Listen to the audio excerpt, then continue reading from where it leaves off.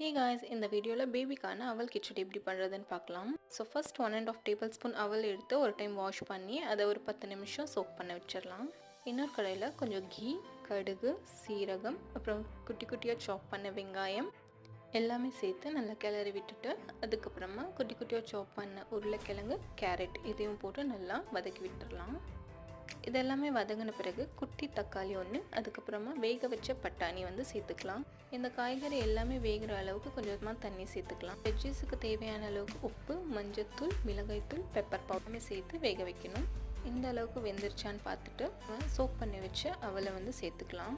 அவல் சேர்த்துட்ட பிறகு நல்லா கலந்து விட்டுட்டு சீரக பொடி கொஞ்சமாக சேர்த்துக்கணும். அதுக்கப்புறமா 1/2 கப் தண்ணி சேர்த்து எல்லாமே கலந்து விட்டு மூடி வச்சிடலாம். இந்த அளவுக்கு வெந்துட்ட பிறகு மேஷ் பண்ணி கொரியாண்டர் லீஃப் அப்புறமா கீ போட்டு பேபிஸ்க்கு சர்வ் பண்ணிடலாம். இதே மாதிரி பேபிஸ் ஃபுட் பார்க்க என்னோட சேனலை மறக்காமல் சப்ஸ்கிரைப்